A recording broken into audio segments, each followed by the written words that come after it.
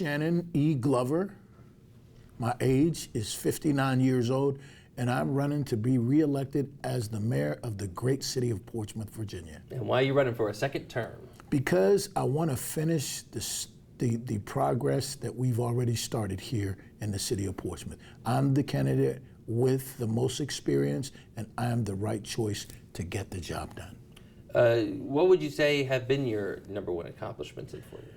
Ultimately, my number one accomplishments in 4 years is moving our city forward in the projects that we thought were going to be important. For example, workforce development, innovation, in addition to new opportunities for small businesses.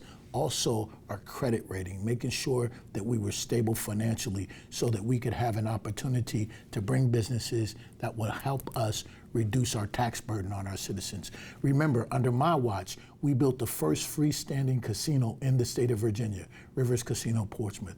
What that has done for us as a city, produced about 15 to 20 million of new tax revenue that has enabled us to fund our schools at the highest level we ever have, $15 million, and to reduce the property tax rate in our city, which hadn't been done prior to me serving as mayor.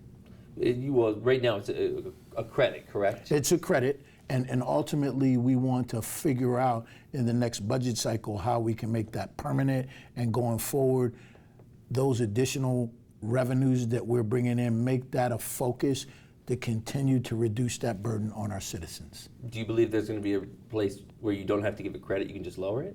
There will be a place when we can get that funding that we know is going to be consistent and delivered on an annual basis, then that's the opportunity. Right now, we just want to make sure, because as you know, priorities can come up at any time. There can be emergencies and other things that we have to deal with, so that is a focus. But the other thing I want to mention as we talk is our fund balance.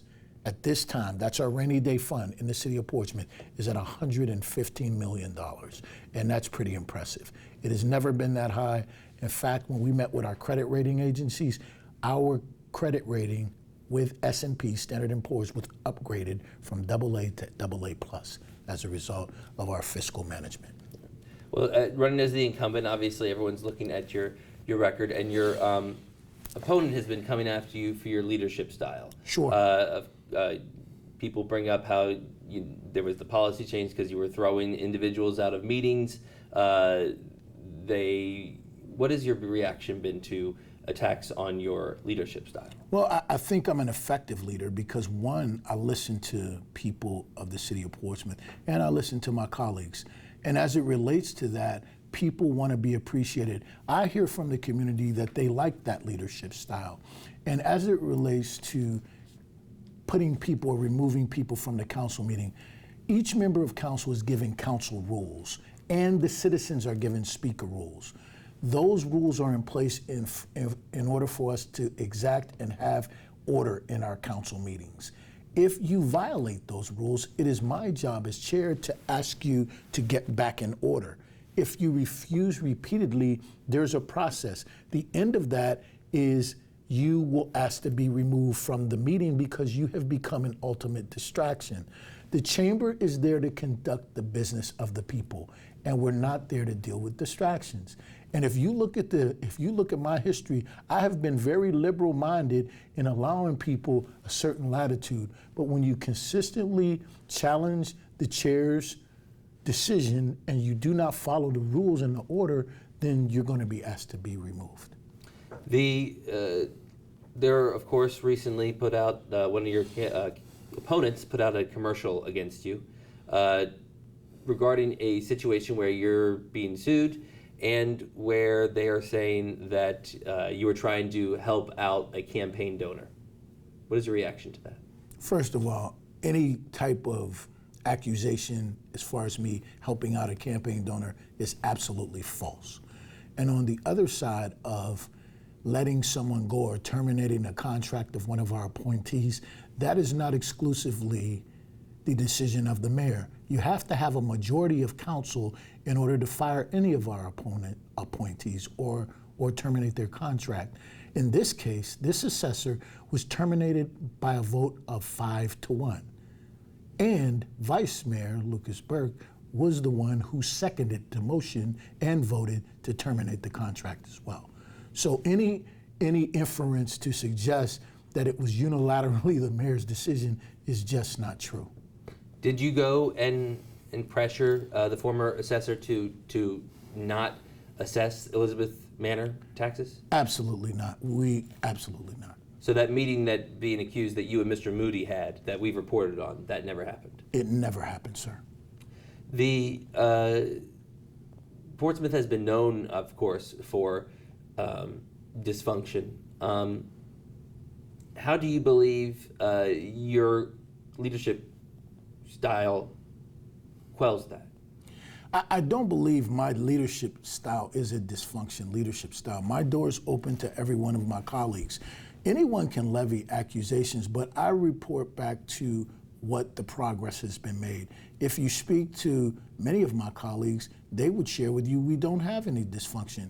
That perhaps is a perception. Nevertheless, my office is open. I am open to any suggestions of any of my council colleagues. And if you recall, previously, when I first became mayor, there was a vice mayor who was my opponent.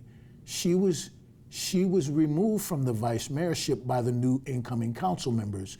When a couple of those council members were removed by the voters in 2022, I was the one who proposed that my opponent be reinstated as the vice mayor of the city of Portsmouth. So when people talk about dysfunction and the mayor working collaboratively, it just doesn't add up, because I've been open to all of my colleagues in helping us to govern our city. Why do you believe then there's been people that once supported you are now supporting her? You would have to ask them, sir. I don't spend my time thinking about those kinds of things. I really think about doing the job that the citizens of the city of Portsmouth elected me to do, and that's to be the leader that doesn't embarrass our city, that works tirelessly to bring the things that our city needs and represent our city in excellence and in positivity, and that's what I've done. What is your plan for the Portsmouth waterfront? The plan, my plan, actually it's not my plan, it's our plan. And first of all, I have a vision that I've shared with many. I envision our Portsmouth waterfront being a destination, a place where business will want to come, where families will want to come, where others outside of the community will want to come to enjoy our waterfront. I envision mixed-use development, perhaps some office space, perhaps some senior living, perhaps some affordable housing within that space in the waterfront. Those are different things. Certainly businesses to be there and other amenities as for entertainment and those types of things. So I envision ultimately a waterfront that is embracing, that is inviting, and that is bringing people to see the beauty of what we have to offer in the city of Portsmouth. Talking about the waterfront downtown, I have to ask you, of course, a big question of the day is, it was a very violent weekend, especially in the downtown business area. First of all, your reaction to that, and what do you believe, what further enhancements can be made in the city's crime fighting strategy? Well, and I appreciate you bringing that up, because it absolutely is a concern. Whenever we have a spike in violence, any violence in our city that harms our citizens and people who visit our city is unacceptable across the board. I do not really care where it happens in our city. Violence can never be accepted. What I hope that we will do, and I expect us to do, we are listening to our citizens, and I encourage everybody in the community who feels like they are frustrated to bring those frustrations in a positive way, and let's have a conversations of what we can do as a community to ensure that we have a safer community, number one. Number two, work with our city manager through the police department to ensure that we have all the technology and we're utilizing all of the resources that we have to ensure, whether that's camera, whether that's other street surveillance, whatever we're doing to make sure that we're using every available resource to identify where the crime is, who is perpetrating the crime, and then holding those individuals accountable. That's an everybody opportunity, and we need everyone in our city to be as vigilant in helping us to achieve that end. I am most frustrated when individuals come into our community and disrupt it. Any kind of disruption in our community will never be the standard, nor will it be acceptable. So on behalf of the City Council and all of our city staff, we are working tirelessly to ensure that we have a safe city, because a safe city is a prosperous city, it's an inviting city. So that's what I would say. You talk about on behalf of council. In prior instances, you've come under fire for not communicating. Either it be a press conference you all were having or an event that you were having. I know with basketball players, there was some accusations that you did not communicate effectively to your council that these would be happening. Is that fair that you haven't communicated? Is it fair criticism to say you haven't communicated with all members of council on all initiatives? And should you? So if you ask me if it's fair, what is fair is that all of this information was disseminated publicly and throughout. The mayor's role in terms of communicating is ultimately, I take the responsibility for the communication. Each one of my colleagues on council has the same access. The mayor doesn't get preferential access to information. Our marketing department, our website, our social media folks put information out, and it's disseminated to everyone. It's easiest to say that it's all the mayor's fault, but each council member has a responsibility and a role to play too. I will accept my role to play, and we can all do a better job of communicating across the board, because in most interactions that I've experienced, communication is a big part of it. And with that said, I think that will be the focus as we go forward to continue to work together to share information. I have to ask, there's often been accusations that Portsmouth is run by a shadow government, that there are people donating and behind the scenes telling local leaders what to do. Can you speak on that? Is there any truth to that? There's no truth as far as I'm concerned. The only shadow government is the shadows that we see from our own selves. The reality is we're governed by a body of 7 council members, and we're a city manager form of government. There can be no delineation between that in terms of other people influencing, and if it is, it's coming from somewhere else. I can tell you, as the mayor of the city of Portsmouth, I have never put the interests or the needs of a singular individual or group beyond the needs of the citizens of Portsmouth. That's been my record. But I know that there are people perhaps in the community who would like to have more say on city government. I just don't know how effective that is. And as I shared with you before, I don't spend time focusing on those things. If you look at my record, it's really been about leadership, being in the community, listening to our citizens, and helping to bring solutions to the challenges that we face. Recently, the city hired a speechwriter, and initially the conversations I saw said for the mayor, but then the communications director said for the mayor and all council members. Why was that done?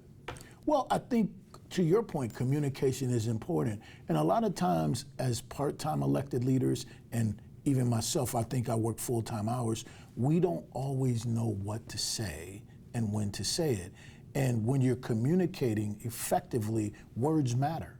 So we need to have the right words because we want to send a unified message. And having someone to present different options of how we deliver something, I think is beneficial. I run a private business in the city of Portsmouth, and a lot of times in my communication to my clients, I will seek out a professional to help me send the right message. And I don't think that's a bad thing. I think a lot of times, because we meet with the media quite often, we have a message to send out, but we want to make sure that that message is a consistent, positive message that we can all get to the public. So did you push for that person to be hired? I didn't push for anybody to be hired. See, the mayor doesn't push for people to be hired. The mayor listens to the city manager, and the city manager, through the marketing director, comes up with recommendations. They make those decisions. That's not a decision the mayor makes. Okay, I just didn't know because other council members said they didn't know that hire was happening and if it would be available to them. The mayor doesn't know about the hires that are made through the city manager's office unless he makes or she makes that public. As I share with you, every resource that is the city's resource that comes under the manager is available to the council. All they have to do is ask. I guess one of the other questions I was going to ask is anything else you would like to add that you want to talk about your hope for the next 4 years if you are reelected? You know, quite frankly, the most important thing that what I want to do for our city is be the leader that leads continued progress in the city of Portsmouth. We have done some amazing things in the last 4 years, in spite of the challenges that we face. We've created an innovation district. We have expanded and opened our entertainment district. We were able to purchase the regional jail, and we are going to move that jail, the city jail, off of the waterfront, which will enable us to produce an income-producing properties that will pay tax revenue to our city. We are going to develop mile marker 1, where the old Holiday Inn site is. That's one. But the other thing is we're expanding workforce opportunities and giving hope to our families and children. We're giving hope to small businesses by providing funding in the way of grants. We will be the #1 small business city in Hampton Roads for development and resources. In addition, we will be the #1 city for workforce training. We've just helped Tidewater Community College expand their footprint, maritime industry, logistics, and distribution, manufacturing, offshore wind. I just attended a conference for offshore wind supply chain this morning. People are excited about coming to the city of Portsmouth to help us grow and prosper, and we must be ready. Our time is now. It's not something that we need to look back and say, we wish we could have. Portsmouth is a city that is historic, and it has a port, it has a maritime history, and we're proud of that. And we want to expound on who we are and what we are. And we want to be the best place to live, work, play, and raise a family.